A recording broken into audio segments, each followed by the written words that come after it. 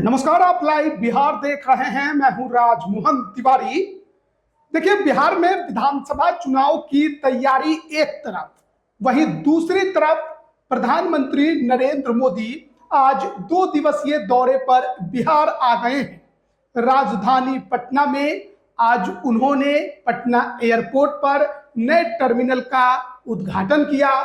वहीं दूसरी तरफ उनका 6 किलोमीटर लंबा रोड शो भी राजधानी पटना की सड़कों पर आम जनता को देखने को मिला।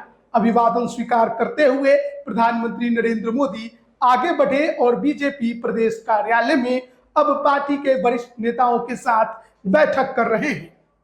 अब कल यानी कि शुक्रवार को शाहबाद के विक्रमगंज में उनकी जनसभा है और जनसभा में किस तरीके से जनता को संबोधित करेंगे, ये देखने वाली बात होगी। तो प्रधानमंत्री नरेंद्र मोदी का ये 2 दिवसीय दौरा बिहार में विधानसभा चुनाव के पहले और ऑपरेशन सिंदूर के कामयाबी के बाद कितना महत्वपूर्ण, कितना अहम है, इस पर विस्तार से बात करेंगे, समझने की कोशिश करेंगे।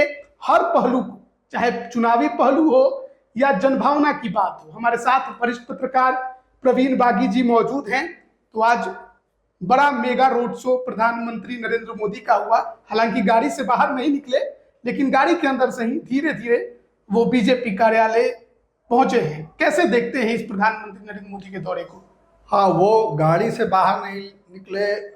अब इसकी क्या वजह रही होगी ये तो सुरक्षा में लगे लोग बता सकते हैं। हो सकता है कोई सुरक्षा थ्रेट रहा हो, इसलिए बाहर नहीं निकले। मगर इसको लेके लोगों में थोड़ी मायूसी थी, क्योंकि प्रधानमंत्री और दूसरी जगह जहां भी रोड शो करते हैं तो वो गाड़ी से बाहर निकल के हाथ मिलाते हैं, तो उसका एक अलग इम्पैक्ट पड़ता है। यहाँ भी लोगों को उम्मीद थी कि वो गाड़ी से बाहर निकल के हाथ हिलाएंगे तो नज़दीक से उनको देखने का अवसर मिलेगा, और इसके लिए बैरिकेटिंग करके लोगों के खड़े होने की व्यवस्था भी की गई थी। मगर वो गाड़ी से बाहर नहीं निकले। फिर भी लोगों में उत्साह था और लोग, लंबी कतारें लगी हुई थी, पूरे रास्ते में लोग खड़े थे। हर उम्र के लोग और हर वर्ग के लोग थे उसमें। महिलाएं भी थी, बूढ़े बुजुर्ग भी थे, नौजवान तो सबसे ज़्यादा थे, छोटे छोटे बच्चे भी थे, लोग परिवार के साथ भी आए हुए थे। तो ये बतलाता है कि कितनी लोकप्रियता है प्रधानमंत्री की, और इस गर्मी में लोग आकर के खड़े हो रहे हैं घंटों देखने के लिए। तो ये उनकी लोकप्रियता इससे पता चलती है। इसको कह सकते हैं कि एक तरह से ये रोड शो चुनाव अभियान की शुरुआत है बिहार में।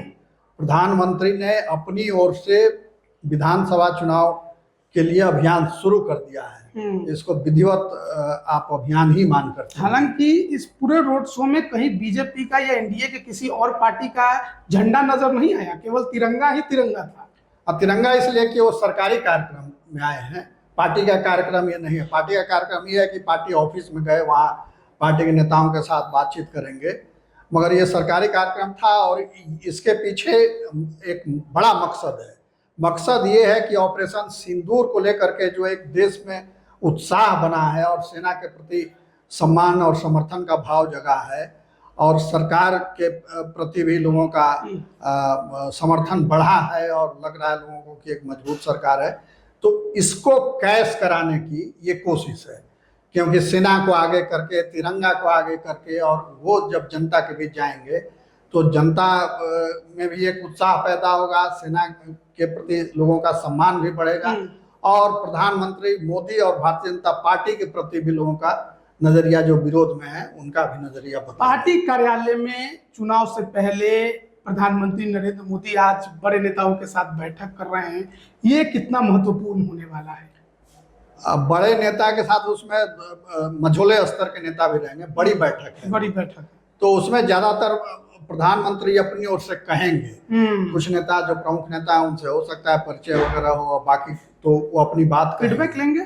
फीडबैक लेंगे, बिल्कुल फीडबैक लेंगे, और चुनाव कैसे जीतना है और सेना ने कैसे उपलब्धि हासिल की उसके बारे में ब्रीफ करेंगे, बतलाएंगे, और कैसे विरोधियों को जवाब देना है, सेना की उपलब्धि को लेकर के कैसे जनता के बीच जाना है और उसे कैसे बीजेपी के साथ कनेक्ट करना है, इसका वो मंत्र देंगे। साथ ही बिहार उनकी चिंता पे है। चिंता में इसलिए कि नीतीश कुमार को लेकर के, उनके स्वास्थ्य को लेकर के तरह तरह की चर्चाएं होती रहती हैं। उसके बाद क्या होगा बिहार, क्योंकि भाजपा अभी भी इस स्थिति में नहीं है कि वो अकेले बिहार को संभाल सके, सरकार बना सके यहाँ।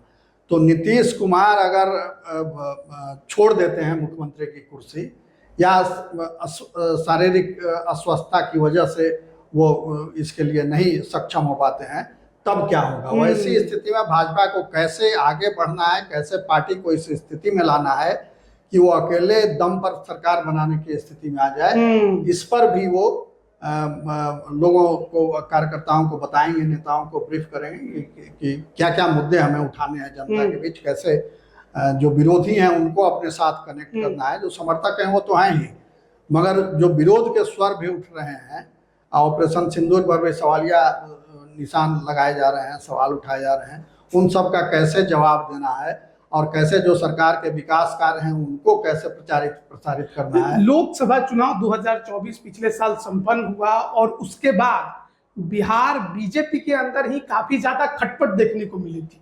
कई जो प्रत्याशी बने थे उन्होंने ये आरोप लगाया कि भीतरघात हुआ है, जिताने की जगह हराने की कोशिश की गई है कई सीटों पर, और इसका खामियाजा खुद बीजेपी ने भुगता। उसकी सीटें घटकर 12 पे आ गई बिहार में, और शाहबाद में तो पूरा एनडीए साफ हो गया। और कल पीएम मोदी का जो जनसभा है वो शाहबाद में ही होना है।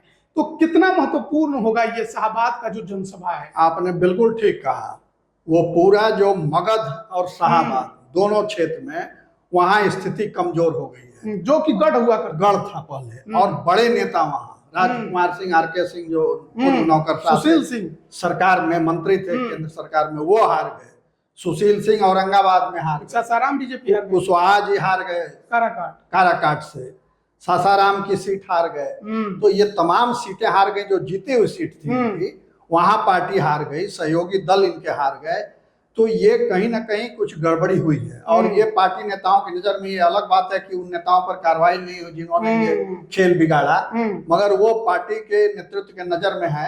और दूसरी ओर कैसे उसको ठीक किया जाए, इस पर मंथन हो सकता है आज की बैठक। आमने सामने नेता होंगे, नेता होंगे तो वो डांटेंगे भी, पुचकारेंगे भी, और कुछ नई रणनीति भी सुझाएंगे प्रधानमंत्री, जो उनका अपना स्टाइल है, उस स्टाइल में वो ये करेंगे। और इसीलिए वहां विक्रमगंज में सभा भी रखी गई है कि उस दोनों जोन को, मगध और शाहबाद को जोड़ा जा सके, और वहां फिर से पार्टी की खोई हुई प्रतिष्ठा को कैसे हासिल किया जाए, इसके लिए पब्लिक को कनेक्ट करने की वहां जरूरत महसूस की गई। इसलिए वो सभा रखी गई, और वहां पावर थर्मल पावर का शिलान्यास करेंगे, एक एक्सप्रेसवे का शिलान्यास करेंगे, तो और भी कई विकास योजनाओं का, कुछ का उद्घाटन करेंगे, कुछ का शिलान्यास करेंगे। बहुत बड़ी योजनाएं, 50,000 करोड़ से अधिक की है योजनाएं वहाँ दी जा रही हैं। तो केंद्र ने अपनी ओर से बिहार के विकास में पूरी मदद की है। बिहार सरकार ने भी उस मदद का फायदा उठाया है, और काफी काम हुए हैं बिहार में, इससे इनकार नहीं किया जा सकता। मगर जितना होना चाहिए, जिस मुकाबले होना चाहिए, उसमें कहीं ना कहीं अभी भी त्रुटि है, और जो प्रोजेक्ट हैं वो समय पर नहीं पूरा हो रहे हैं। ये एक बड़ी चिंता की वजह से लागत भी बढ़ रही है। तो उन सब पर उसमें सरकार के मंत्री भी होंगे अभी बैठक में, तो उस पर भी चर्चा होगी।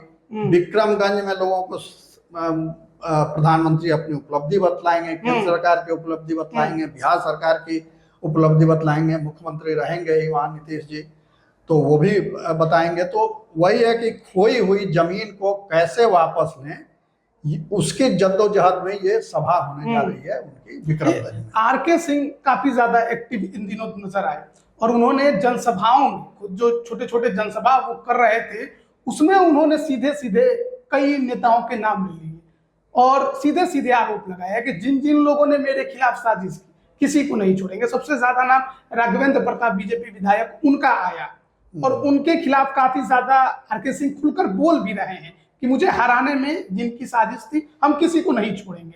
वहीं मिथिलेश तिवारी जब चुनाव बक्सर हारे, उन्होंने भी पार्टी के पुराने सांसद और कुछ और नेताओं पर गंभीर आरोप लगाए। आज सभी सामने होंगे पीएम मोदी के, तो वैसे में उन नेताओं को केवल डांट फटकार लगेगी, या सीधे सीधे चेतावनी होगी? कि चेतावनी भी होगी, डांट फटकार तो होगी ही, चेतावनी भी होगी कि इस बार गड़बड़ी हुई तो फिर पार्टी में उनके लिए जगह नहीं होगी।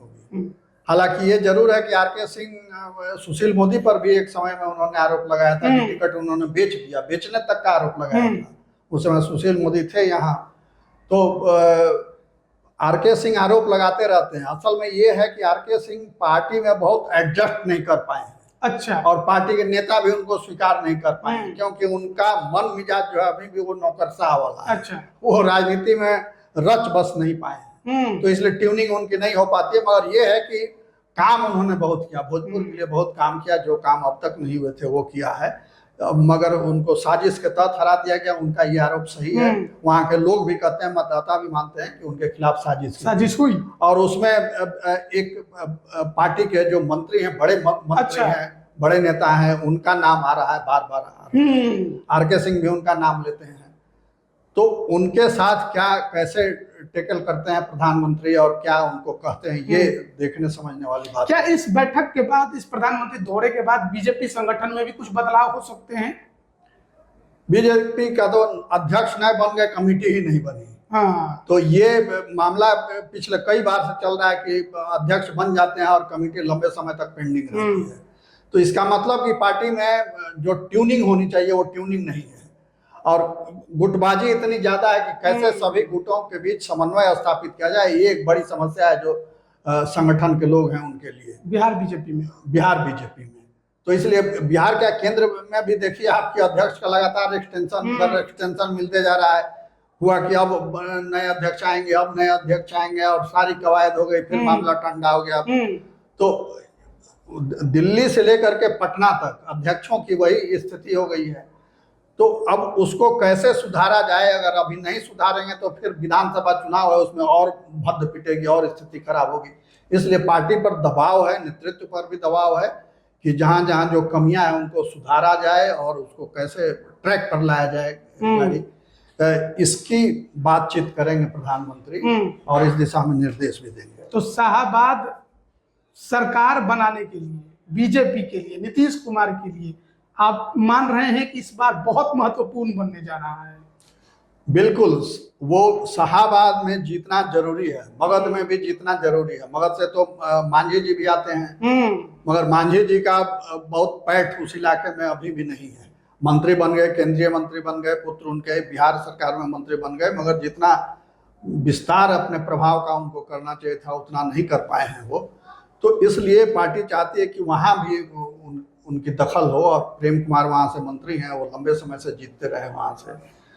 तो इन सब चीज़ों को कैसे समेट करके आगे बढ़ा जाए ये जरूरी है। और दूसरे की वहाँ आरा में माले लगातार बढ़ रहा है, ये भी पार्टी के लिए चिंता का विषय है कि माले का विस्तार हो रहा है। हालांकि उपचुनाव में माले को हार मिली, हाँ, मगर सांसद जीत जाना बड़ी बात है। और वो भी माले ने जिस ढंग से चुनाव लड़ा वो हैरान करने वाला है कि आज के समय में भी इस तरीके से चुनाव जीता जा सकता है।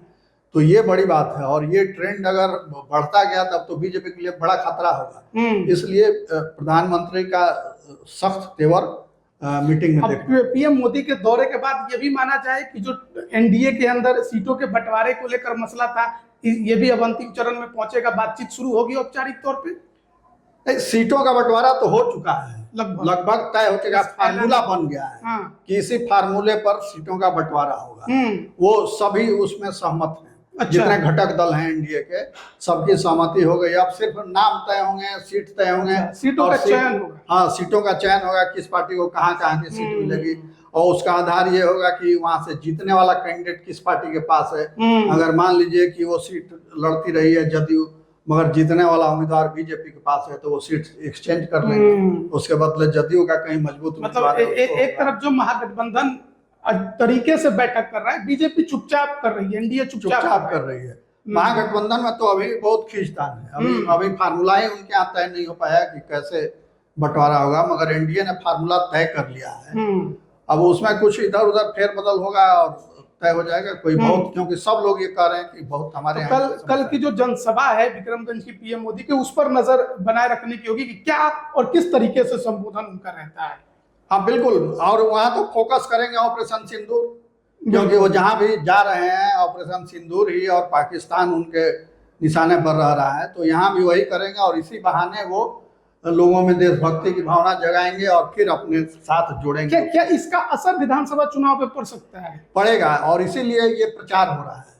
ये घूम करके कि लोगों को ये बताया जाए कि सरकार ने कैसे सक्रिय होकर मजबूती से काम किया और पाकिस्तान को कैसे सबक सिखाया है, ताकि वो जन भावना भाजपा के साथ जुड़ सके। बिल्कुल। तो हम लगातार बातचीत कर रहे थे प्रधानमंत्री नरेंद्र मोदी के 2 दिवसीय बिहार दौरे को लेकर। आज पीएम मोदी पटना आए हैं, आज रात्रि विश्राम राजभवन में करेंगे और फिर कल विक्रमगंज में उनकी जनसभा होनी है।